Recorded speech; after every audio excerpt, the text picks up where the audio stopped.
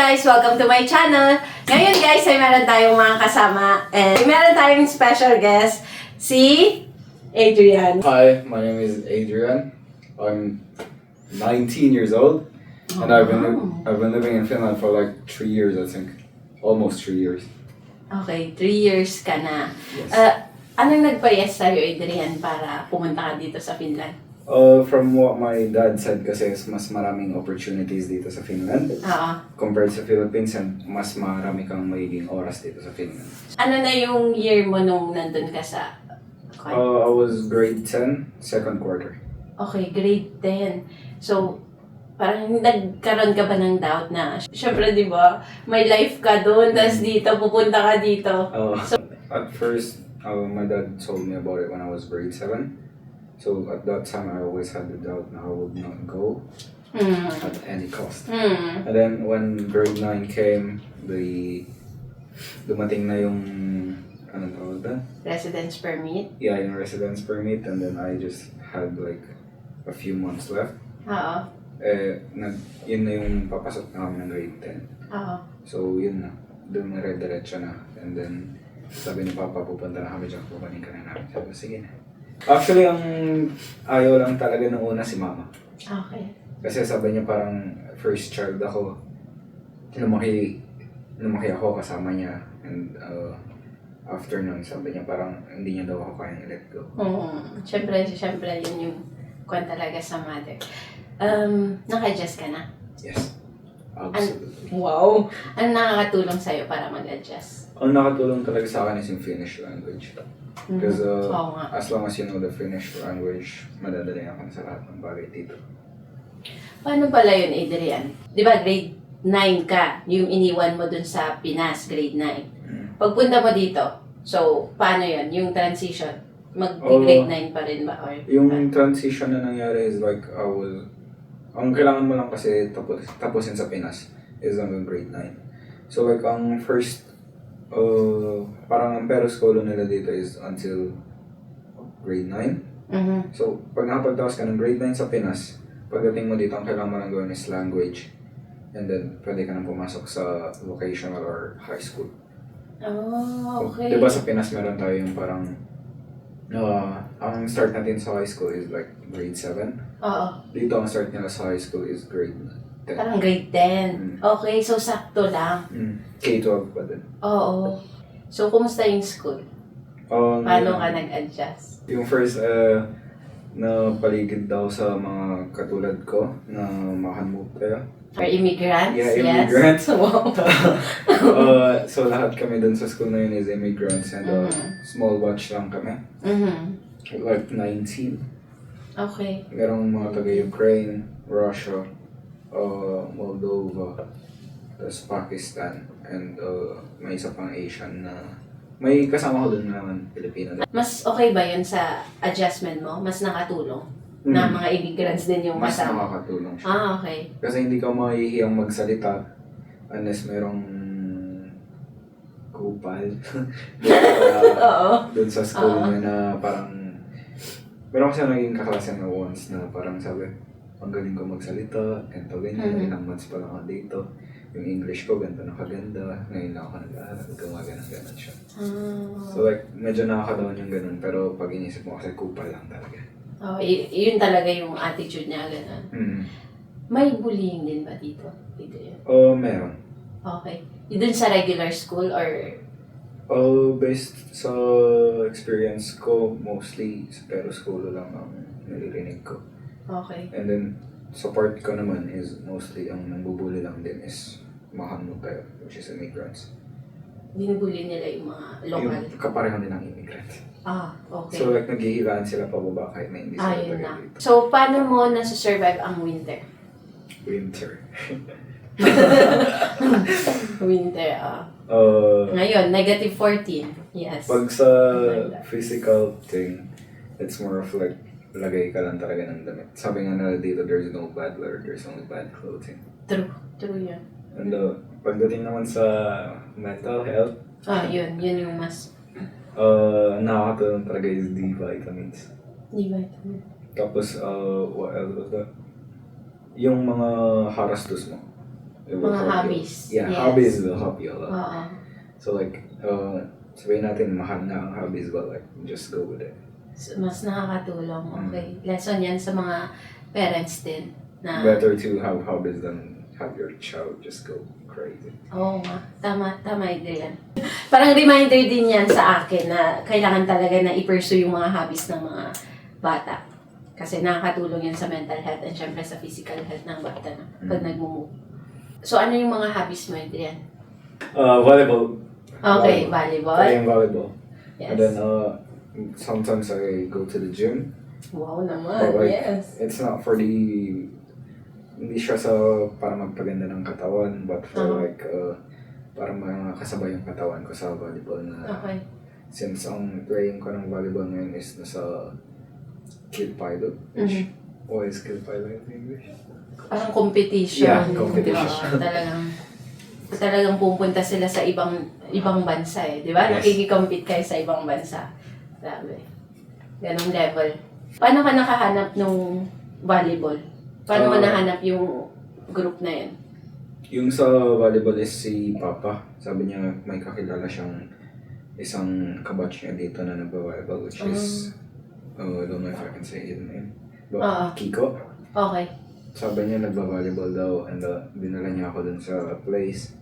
Parang nag-usap sila, tapos dun ako nag-start. So parang refer lang din talaga, no? Pick up games lang dati. And then now, nabunga yung Pinoy Lentis. Medyo umaangat na. Nagkaroon na sila ng trainings and stuff. Okay. So ano na yung team nyo ngayon, Adrian? Okay, my team right now is Helsinki Slayers. Okay, Helsinki Slayers, yes.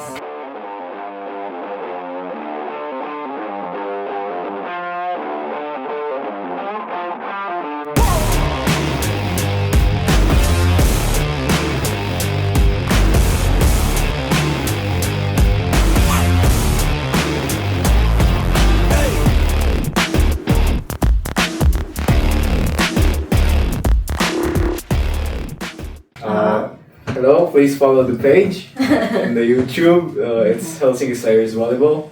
Actually, I'm the one managing it. The Instagram too, I'm the one managing it. May Instagram din. Yes, okay. meron. And Baka meron may din TikTok Facebook. din. Yes, meron din TikTok, but Kasi. tinatamad ako mag-edit. Pero ngayon, kailangan mo nang mag-edit. Okay, Helsinki Slayers, guys, please support. Paano nakakatulong sa'yo yung team mo sa mental health mo or dito sa buhay mo dito sa Finland? Actually, yung team na yun is isa sila sa pinakauna kong naging mga kaibigan. Hindi naman sa unang naging kaibigan, but like, una kong naramdaman na pamilya as dito sa Finland. Minsan nakaka-stress kasi ang dami kong naasikaso. But like, nagtutulungan naman kami. Minsan. And as long as matapos yung trabaho, okay lang. Nice. So lahat kayo mga students? No, meron kaming... Yung pinaka-founder namin is hotel manager. Okay. Tapos yung isang founder namin is nag-work siya sa cleaning. So may age bracket ba yan? So, place namin ngayon is wala. Pero if ever na dumami man kami, and dumami ang Pilipinong interested sa competitive volleyball, pwede namin silang gawa ng bracket. So like under 18. So parang meron din talagang working age sa team nyo. Meron. So, Merong mga 1990 dinosaurs. wow, aray ko. Aray ko, ito yan. So, ang pinakabata, baka 2007. ilang taon na yun? Turning 18? 13? So ganun, mas bata sa'yo. Yeah. Okay. So, 18 onwards, plus onwards yung ba? Mostly mas gusto din namin ng 18 onwards kasi pag under 18, syempre kailangan ng more Parental, parental stuff. Okay, And also okay. the Consent, those mga ganun. insurances is PACO. Important sa under 18. Okay, so medyo mas komplikado pag under 18. Ano masasabi mo sa mga Finns? Describe Finnish people. First of all, introvert. Tapos, meron silang mga sa kanya-kanyang buhay talaga. So like, if ever na gumawa ka ng parang pagpapapansin sa labas, hindi ka nila papansinin. Kasi may sarili talaga silang buhay. Pero, ganun talaga. And also, sila, parang pag kinausap mo, mababait naman. But like, kailangan mo lang talaga yung language nila. Yung language is the key talaga. Ano yung best method mo to learn Finnish? Usually pag panonood talaga ng Finnish. Nanonood ka. Anong pinapanood mo? Pinapanood ako dati pero hindi ko pinanood. Ano? Parang ang ginawa ko kasi dati is nanood ako. Pero ang ginawa ko, nakinig lang talaga ako. More on sa listening ka. Yeah. Pero maganda din yung parang sabihin natin Netflix, yung gusto mong panoorin na Tagalog movie or English movie, lagyan mo ng Finnish dub, Subtitle. Para makita mo. Pwede din. Para malaman mo yung parang ito pala meaning nito sa anong ganito. Yun ba yung nakatulog sa'yo? Talaga? Tsaka napagsabihan ako ng napagsabihan. Shout out sa, syempre ang galing din talaga ng parents mo. Isa pang nakakatulong talaga is pagsasalita. Yun. So pag naipag-converse ka kahit nahihirapan ka, pag kinokorek ka nila, matututo ka din talaga doon. Okay, yun. Tip sa pag-learn ng Finnish, guys. Yun din, talagang naririnig ko din si Adrian sa workplace. Naging workmates din kami ni Adrian. Talagang, ang tapang niyang magsalita. Talagang magsasalita siya. No, hindi siya takot na magkamali or what. Go lang siya sa pagsalita. Kaya, which is very important sa pag-learn ng language. Kailangan mo okay lang sa'yo na magkamali or what. Yun. Magandang yun. Tip. Ano ang favorite Finnish food mo? Favorite Finnish food ko is mommy. Oo. Yung nadating siya every Easter. Oo. And pag tinagtad mo ng I forgot what. Cream or vanilla? Vanilla. Ay, grabe yun. Kasi onting lakritsi. Lakritsi? Ano lang siya? Lakritsi kasi is pangit pag mag-isa. But like if mommy, vanilla, and then onting lakritsi, mas parang okay. enhance yung Hindi ko lasa pa ng na-try vanilla. yun. Talaga? Ano ang favorite Finnish word mo? Voi helvetti. Words yun, dalawa. Okay. Which is, anong meaning nun? Parang expression siya na, oh hell, something like that. Okay. So, anong gusto mo dito sa Finland? Gusto ko yung stability ng mga tao dito. So like, if you find work, pag nandire-diretso yun, you can really live here. You can go to other European countries. You can travel. And also the free time. Ang important kasi dito is work and life balance. Yeah, exactly. So like, meron ka talaga mga free days pag nag-request ka. For example, dun sa workplace ko ngayon, nagre-request kasi ako na parang every Sunday, morning shift lang ako. Every Wednesday, parang pa-off. Ganun. Kasi meron akong mga games those days.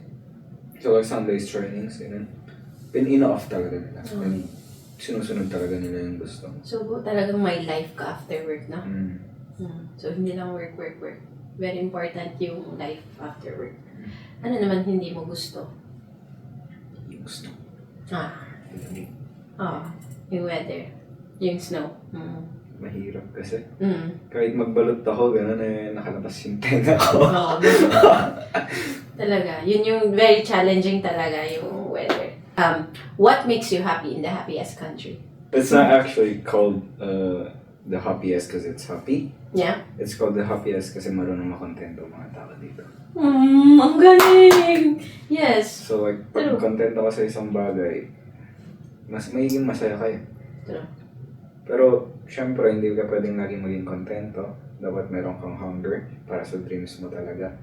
So like, i-balance mo lang yung dalawang yun and you'll be happy. Grabe si Adrian. Talagang natututo tayo kay Adrian. Okay, what makes you unhappy in the happiest country? Nung bago ako dito is actually pagiging homesick. Okay. And based sa mga nakita ko na mga bagong dating din dito, homesickness ang kakalaban nila. But like if nagtagal ka kasi dito, pag hindi ka parang let go mo na yung Philippines. Hindi naman sa let go na hindi ka na babalik na, pero yung let go mo na nandito na yung Nandito ka buhay na. ko, nandito na ako. Parang acceptance is key. Okay. May masasabi ka ba, Adrian, sa mga gustong pumunta dito or yung mga parating? Ng mga kabataan, lalo na, syempre, kukunin din sila ng parents nila, yung mga teenagers. So, for sure, very anxious sila or medyo takot na ano na yung life nila doon. So, yun, first of all, huwag kang matatakot. And tanggapin mo na kukunin ka. Nakukunin ka ng nanay mo or tatay mo. Kailangan mo lang talagang tanggapin sa una and then treasure the memories that you still have with your friends. Kasi habang nandiyan ka pa, may oras ka pang mag-enjoy, may oras ka pang makasama sila, and may oras ka pang para i-prepare yung sarili mo. But pagdating mo dito is like, bang, ganun talaga ang dating sa'yo ng bagay-bagay. And like, ma-homesick ka agad. Siyempre, may miss mo yung mga kaibigan mo. In the Philippines, I was also one of those kids na sa mga kaibigan natutulog, na hindi nahihiwalay sa mga pinsan na dikit. Ganun. So like, malaking adjustment yon. But like, how can I say the advice? Advice ko is be thankful na lang na nung bata ka nakapunta dito. Kasi, mas mahirapan kapag yung tumanda ka na stuck ka sa Pinas and then you don't know where you're going. Kesa sa mapunta ka dito ng bata ka. Kasi dito ang daming opportunities talaga. Compare mo din sa mga matatanda na pumunta dito. Aray ko. Mas swerte kasi talaga pag bata kang nakarating dito. Kasi yung mga, di ba kayo din naman? Meron kayong mga memories ng bata kayo sa kasama mga kaibigan nyo. Yung kanila, nandun yung mga kaibigan nila, pero pagkapasok nila ng college kasi naghihiwa-hiwalay din. So mas okay na nandito na siya, nakauna na siyang nakahiwalay, mas una siyang ma-mature. Okay. Kesa yung nandun siya sa Pinas na parang nasayangan siya sa opportunity na nandito siya. So, sa tingin mo ba, yun yung perfect age ng pag-transfer? Yung parang after graduation or yung parang sa age mo? Yun yung okay na age? Or mas prefer mo ba sana na mas bata ka? Mas bata. Talaga? Kasi the more na mas matagal ka dun, mas ma-attach ka dun sa Pinas. The moment na nag-start ka ng high school dun sa Pinas, ma-attach ka na sa mga kaibigan mo talaga. Okay. Kasi doon na papasok yung mga tunay na kaibigan mo sa buhay mo. High school. High school, true. Oo. Yun yung mga hindi mo makakalimutan, mga tropa, yung mga bonding, gano'n. Oo.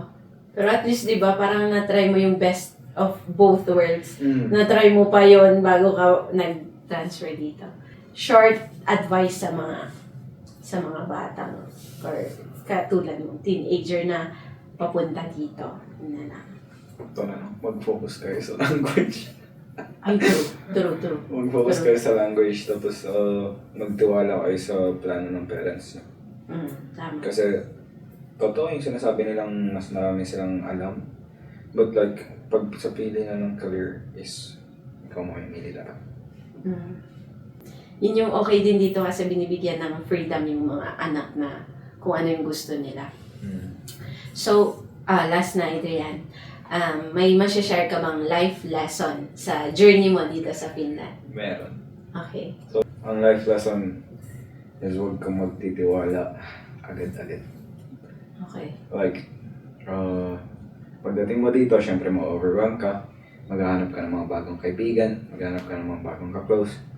Huwag. Dahan-dahanin mo lang. Kasi, hindi lahat ng Pilipino dito ay mabuting Influensya?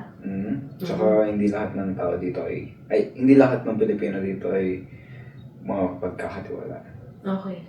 Madami talagang Pilipino dito na dinadala yung mentality from Pilipinas na crab mentality. Oh, yeah. That's, unfortunately, ganun talaga. Mostly sa kabataan yun.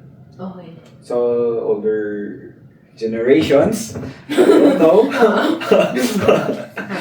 Meron at meron pa rin, no? Ganun. So, kasi meron sila nung pride na na parang nasauna ako dito, ganito. ay, may ganun pala sa mga kabataan. Siyempre, kaya ang ganda nga rin na nag-share ka dito, Adrian, kasi hindi namin yan malalaman. Siyempre, ikaw yung naka-experience nun eh. Oh. That's it for today, guys. Thank you so much, Adrian, sa pag-guest. And thank you sa mga aral na share mo. And tandaan natin yon as parents, guys, na consider natin din yung mga bata, yung, syempre, yung kung paano sila mag-adjust, and isupport lang natin sa mga hobbies din nila, na, which is, nakakatulong pala talaga. That's it for today, guys.